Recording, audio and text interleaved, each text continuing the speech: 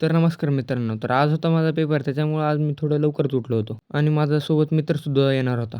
आता जाताना तो म्हणला मी गाडी चालवतो. तर चला वय म्हणलं. मग बघितलं की आज गाडीमध्ये थोडंसं पेट्रोल कमी आहे. त्याच्यामुळं मग गेलो पेट्रोल पंपावर. आता या पंपावर आल्यानंतर बघितलं की या पंपावर तर पेट्रोलच नाही.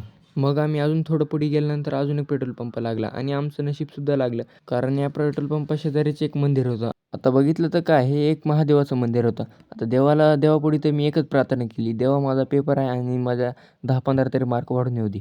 एवढी प्रार्थना मागून मी लगेच मंदिराच्या पायऱ्या चढलो आणि पायऱ्या चढल्यानंतर मध्ये गेल्यानंतर बघितलं की इथलं एकदम मस्तपैकी डिझाईन होती आणि इथं खालीच सर्वात आधी एक छोटासा नंदीसुद्धा होता. या ठिकाणी फुलं वगैरे एकदम मस्त डेकोरेशन, इथलचं कन्स्ट्रक्शन आपल्याला तर लय आवडलं बाई. नंतर मग तिथून थोड्याच वेळामध्ये मग आम्ही आमच्या सेंटरवर पोहोचलो. आता इथं आल्यानंतर बघितलं की आमचं सेंटर जे आहे ते तर लय मोठं होतं आणि इथलची गर्दीसुद्धा खूप जास्त होती. नंतर मग तुम्हाला अजून एक आश्चर्याची गोष्ट सांगायला गेली तर हे जे तुम्हाला दिसत आहे आमचं सेंटर, ह्याच्यामध्ये कमीत कमी आता 7,000 ते 8,000 कॅम्प्युटर्स ठेवलेले आहेत. कारण आमचा जो पेपर होणार आहे तो कम्प्युटर बेस होणार आहे.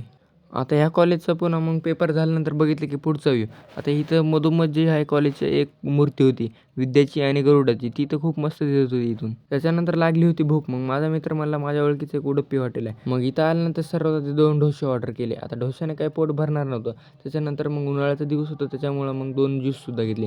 आता पार्टी तर काही मित्राकडूनच असते कारण तो खूप मोठ्या मनाचा आहे. आता तेवढं खाऊन झाल्यानंतर रस्त्यानं बघितलं की एवढं मोठं कब्रिस्तान. जेवढं खाल्लं होतं तेवढं तर सगळेच जिरून गेले हे एवढं मोठं कब्रिस्तान बघून. नंतर मग आम्ही श्री शिवाजी महाविद्यालय परभणी या ठिकाणी आलो. आता ह्या कॉलेजचं नाव तर खूप ऐकलेलं होतं.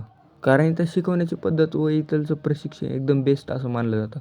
आपण पण या कॉलेजमध्ये एक दिवस नक्की येऊ या विचारानं मग मी घराकडे निघालो. विद्यार्थी म्हणून नाही तर गेस्ट म्हणून. कारण तुमचा जर सपोर्ट राहिला तर आपण एक दिवस नक्कीच पॉप्युलर होऊ. आता घरी जाताना थोडंसं बोर झालं होतं त्याच्यामुळं म्हणलं एखादी मूव्ही बघून जावं. आता इथं आल्यानंतर बघितली की आता सध्या कोणकोणते मूव्ही आहेत जे आहे ते पॉप्युलर आहेत. तिथं बॅनर बघितले तर मस्तपैकी छावा आपली मूव्ही, नंतर नैवी, जय भीम पॅन्थर अशा खूप मोठमोठ्या जे आहेत मूव्या त्या गाजलेल्या आहेत.